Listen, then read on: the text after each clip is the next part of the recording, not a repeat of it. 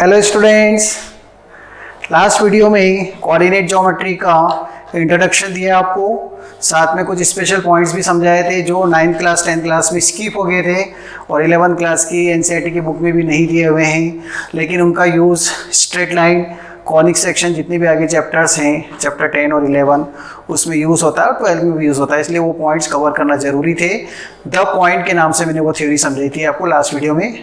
उसी में कंटिन्यूशन में जो नेक्स्ट पॉइंट हमारे पास आता है कोऑर्डिनेट ज्योमेट्री के अंदर, कोऑर्डिनेट ज्योमेट्री का मीनिंग और ये सब एक्सप्लेन कर चुके हैं हम। नेक्स्ट पॉइंट हमारे पास है जो कोऑर्डिनेट ज्योमेट्री का ही है, जिसके अंदर हम शिफ्टिंग ऑफ ओरिजिन पढ़ेंगे। Shifting of origin, area of triangle, दो चीजें और थी, और एक एरिया ऑफ क्वाड्रिलेटरल। याद है आपको? एरिया ऑफ ट्राइंगल तो आपने पढ़ा, लेकिन एरिया ऑफ क्वाड्रिलेटरल नहीं पढ़ा। तो हम area of triangle, area of quadrilateral और शिफ्टिंग ऑफ ओरिजिन, ये तीन चीजें और पढ़ लेते हैं।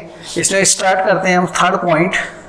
दो पॉइंट पहले बता चुका हूं मैं आपको, distance between two point. Second point था हमारा section formula, and the third point section फॉर्मूले के अंदर 4-5 रिमार्क में अलग अलग चीजें बताई थी मैंने आपको। Now this is area of triangle. Triangle का एरिया देखो, इन जनरल अगर आप ट्राइंगल के एरिया की बात करेंगे तो आप क्या बोलोगे? 1/2 base into height.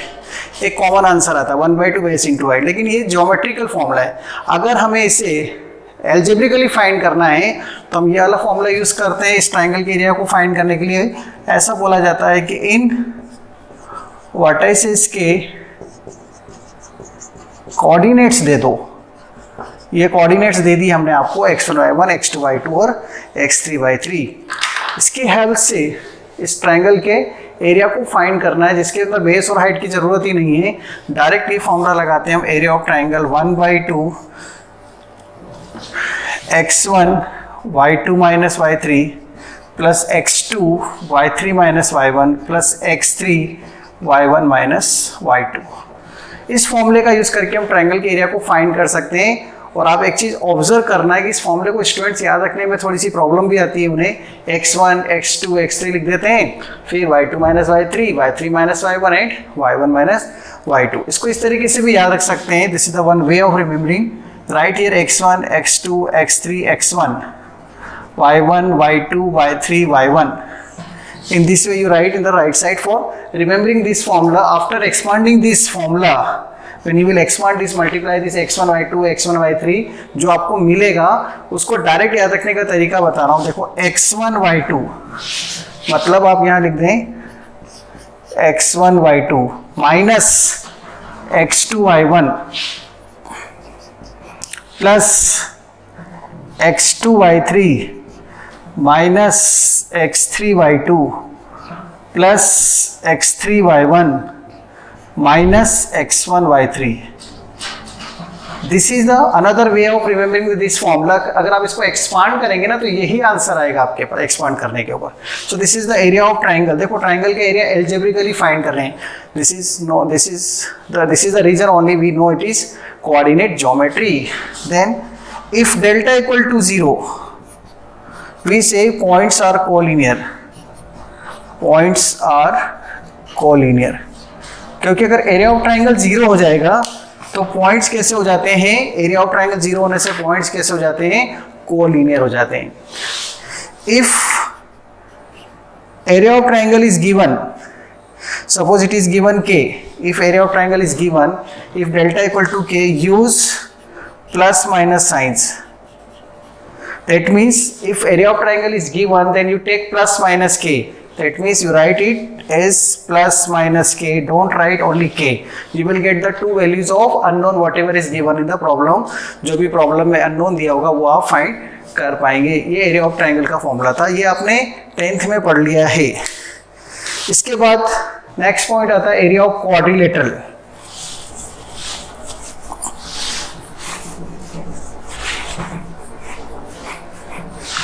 Area of quadrilateral,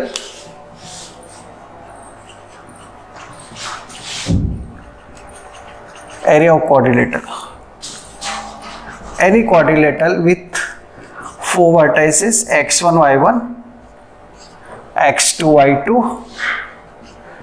x3 y3, x4 y4 coordinates। हम क्या करते हैं, इससे ए से सी को ज्वाइन करके दो ट्राइंगल का एरिया फाइंड करके उनको प्लस कर देते हैं। एक तो ये तरीका है जो पिछले साल किया है हमने 10th में, लेकिन इसकी प्लेस पर आप ज़्यादा अच्छा तरीका इसका ये है कि इसका डायरेक्ट फॉर्मूला याद रखें। देखो area of quadrilateral equal to 1/2 mod use करते हैं इसके अंदर, हम उसमें भी यूज करेंगे मॉड, क्योंकि एरिया ऑफ ट्राइंगल नेगेटिव नहीं होता। 1/2, अब ये मॉड के अंदर जो टर्म आएगी उसको लिखने का तरीका जैसे भी बताया था, x1 x2 x3 या x4 आ जाएगा और वापस x1, यहाँ पर y4 आ जाएगा और यहाँ पर y4, y1 y2 y3 y4 वापस क्या आ जाएगा y1। तो कैसे याद रखेंगे, जैसे अभी इसको बनाया था हमने x1 y2 minus x2 y1 plus x2 y3 minus x3 y2 plus x3 y4 minus x4 y3 plus x4 y1 minus x1 y4। This is the formula of area of quadrilateral. तो आप इसमें direct put करके x1 x2 x3 x4 की value, ज़्यादा अच्छा तरीका है ये। इस तरह से आप बनाओ दिस माइनस दिस, तो आपको सारी वैल्यूज मिल जाएंगी और अपन इसको सॉल्व कर लेंगे। और अगर एरिया ऑफ ट्राइंगल 0 है, एरिया ऑफ क्वाड्रिलेटरल भी 0 है, तो पॉइंट्स कैसे हो जाएंगे, पॉइंट्स चारों अगर एक साथ बना दें हम, तो वो भी उस कंडीशन में क्या हो जाएगा, एरिया ऑफ क्वाड्रिलेटरल अगर 0 हो गया तो ट्राइंगल का एरिया 0 होने पे पॉइंट्स क्या होते हैं, कोलिनियर। ठीक है, तो ये एरिया ऑफ क्वाड्रिलेटरल का फॉर्मूला हो गया। अब इसमें एक पॉइंट और बचता है जिसे बोलते हैं शिफ्टिंग ऑफ ओरिजिन। वो आपको सप्लीमेंट मटेरियल में मिलेगा एनसीईआरटी की बुक के अंदर, बाद में उन्होंने ऐड किया है इसे, उनको लगा कि ये चीजें जरूरी है, तो एनसीईआरटी ने सप्लीमेंट मटेरियल में दे रखा है shifting of origin. Shifting of origin का मतलब देखो, यहां पर shifting of origin, shifting of origin, origin को आप शिफ्ट कर रहे हैं। इसका मतलब ये है ओरिजिन यहां पर है 0 0, उसको उठाकर आपने यहां पे रख दिया एच के पर लेके। अगर आप ओरिजिन को शिफ्ट कर देते हैं 0 0 से यहां पर ओ डैश पर, ये ओ था, ओ से ओ डैश पे शिफ्ट कर दिया। अगर आप इसको यहां से उठा के यहां पे शिफ्ट कर देंगे तो जो पॉइंट था, एक पॉइंट ले लेते हैं अपन P x, y, तो x, y की जो पोजीशन इसके रिस्पेक्ट में, देखो इसके रिस्पेक्ट में पोजीशन कैसे मिलती है, तो अपने कोऑर्डिनेट में पढ़ रखा है, यहाँ से यहाँ तक जाना पड़ेगा और यहाँ से इस पे परपेंडिकुलर ड्रॉ करना पड़ेगा, तो ये OM आ जाएगा और ये PM हो जाएगा। तो ये डिस्टेंस x1 होती है और ये डिस्टेंस y1 होती है। ये ओरिजिनल पोजीशन है, मतलब x और y है।